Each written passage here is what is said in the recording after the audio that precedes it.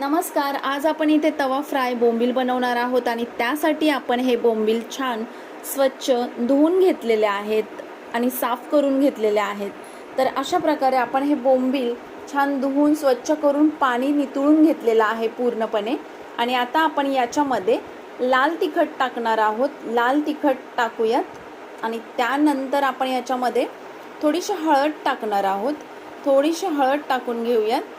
आणि आता आपण याच्यामध्ये धने पावडर टाकणार आहोत. तर थोडीशी धने पावडर टाकून घेऊयात आणि यानंतर आपण याच्यामध्ये चवीनुसार मीठ टाकणार आहोत.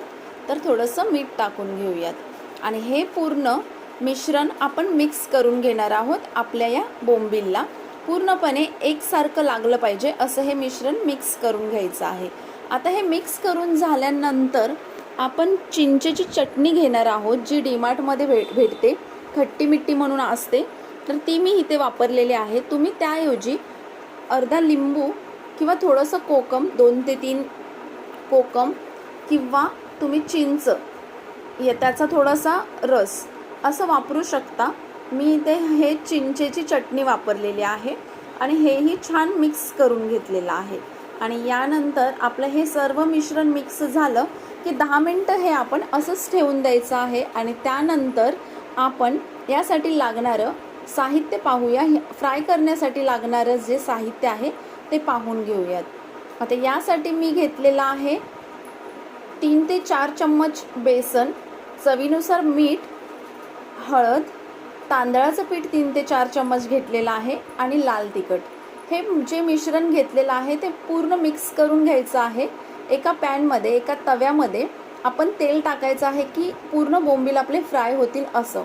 आता मी इथे तेलही घेतलेलं आहे आणि त्या मिश्रणामध्ये बोंबील आता आपण ते मिश्रण लावून घेऊयात. आणि लावून झाल्यानंतर आपण तेल गरम झाल्यावर आपली ही मच्छी फ्राय करून घेऊयात. तर त्यासाठी आपण गॅसची फ्लेम मीडियम ठेवणार आहोत आणि सर्व मच्छी छान अशी फ्राय करून घेणार आहोत मीडियम फ्लेमवरती. मस्त अशी आपली मच्छी फ्राय होते. पहा, अशा प्रकारे आपण हा तवा फ्राय बोंबील करू शकतो. तर तुम्ही नक्की ही रेसिपी करून पहा.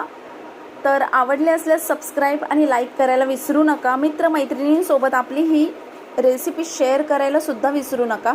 तुम्ही कसे फ्राय करता हे तुम्ही कमेंट्समध्ये सांगू शकता आणि त्यानंतर आपण तसंही सगळ्यांना दाखवू शकतो. मी प्रयत्न करेन तुमची रेसिपी सगळ्यांपर्यंत पोहोचवण्यासाठी.